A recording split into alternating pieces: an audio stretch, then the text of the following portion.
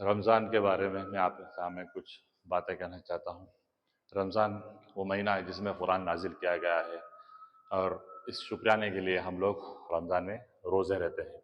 روزے کا مقصد یہی ہے کہ ہم بری چیزوں سے بچیں، جھوٹ سے بچیں اور گناہ سے بچیں، اور رمضان میں ریاکاری یعنی دوسروں کو دکھاوے کے لیے نہیں، بس صرف اللہ کے لیے۔ روزہ ایسی عبادت ہے جس میں صرف ہم اللہ تعالیٰ کی عبادت کرتے ہیں اور کسی کی عبادت نہیں کرتے ہیں۔ کھانا پینا اور جو چیز ہے چھوڑ دیتے ہیں ہم لوگ، صرف اللہ تعالیٰ کے لیے چھوڑتے ہیں اور برائی سے بچتے ہیں۔ قرآن کی تلاوت زیادہ ہمیں کرنا چاہیے، قرآن کو پڑھنا چاہیے، قرآن کو سننا چاہیے، قرآن کو سمجھنا چاہیے، قرآن کو یاد کرنا چاہیے۔ اس سے ہمارے اندر ایک تازگی پیدا ہو جاتی ہے قرآن کی، اور قرآن کے جو ہمارے حق ہے اس کو ہم کچھ ادا کر سکتے ہیں۔ اس کے ساتھ ساتھ ہم ذکر کر سکتے ہیں۔ ذکر کرنے کے لیے بہت سارے دعائیں ہیں، پہلے اشرے، دوسرے اشرے، تیسرے اشرے۔ پہلے اشرے کی دعا ہے رب اغفر وارحم وانت خیر الراحمین۔ دوسرے اشرے کی دعا ہے استغفر ربی من کل ذنب واتوب الیہ۔ تیسرے اشرے کی دعا ہے اللہم اجرنی من النار۔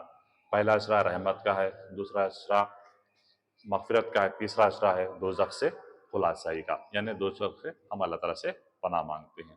اس رمضان کے اندر ہم لوگ دوسرے جو افراد ہیں ان کو افطار کرانا چاہیے۔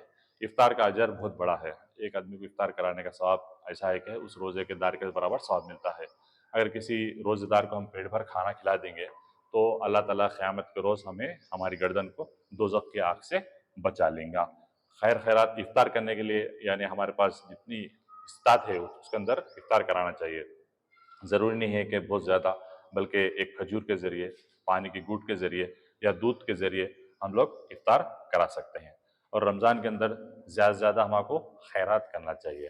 خیرات کرنے کے لیے بھی یہی ہے وَمِمَّا رَزَقْنَاهُمْ يُنْفِقُونَ۔ اللہ تعالیٰ یہ نہیں فرما رہا کہ تمہارے اندر بہت پیسے ہیں تو خرچ کرو، بلکہ تمہارے پاس جو کچھ دیا گیا ہے اس میں سے خرچ کرو۔ اگر آپ کے پاس 100 روپے ہیں، 100 روپے میں سے 5 روپے 10 روپے خرچ کر سکتے ہیں آپ۔ ضروری نہیں ہے کہ بہت زیادہ ہے تو خرچ کریں۔ اللہ تعالیٰ اس رزق کو اپنے ہاتھ میں لیتا ہے اور اس کو پال پوس کر بڑا کرتا ہے۔ قیامت کے روز وہ رزق پہاڑوں کے برابر ہو جاتا ہے جو اللہ تعالیٰ کی راہ میں اور صرف خالص اللہ کے لیے خیرات کیا گیا ہے۔ رمضان کی جو راتیں ہوتی ہیں اس میں ہم لوگ تراویح پڑھتے ہیں۔ تراویح کیا ہے؟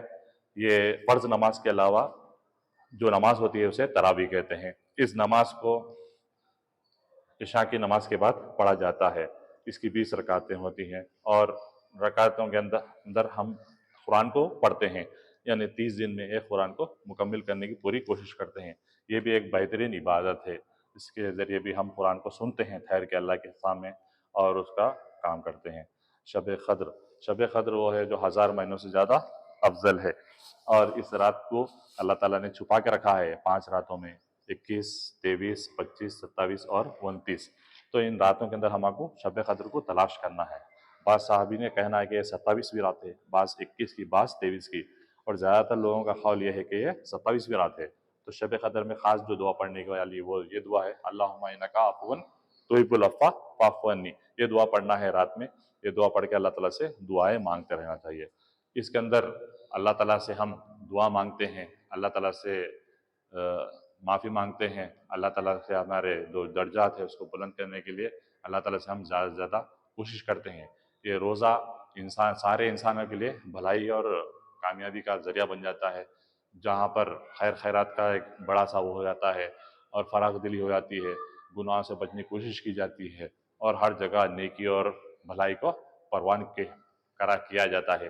اس کے ذریعے، اس روزے کے ذریعے تمام عالم اسلام، تمام دنیا میں ایک اچھا ماحول پھر سے پروان چڑھتا ہے۔ ایک روزہ کیا ہے ہمارے لیے؟ ایک قسم کی ٹریننگ ہے۔ جیسے ہر ملازم کو ٹریننگ دی جاتی ہے، اسی طریقے سے روزہ کیا ہے؟ تمام عالم کے اسلام کے مسلمانوں کو ٹریننگ دی جاتی ہے۔ اس دوران شیاطین کو بند کر دیا جاتا ہے تاکہ انسان برے کاموں سے بچ سکے اور بھلائی کام کرنے میں آسانی ہو سکے۔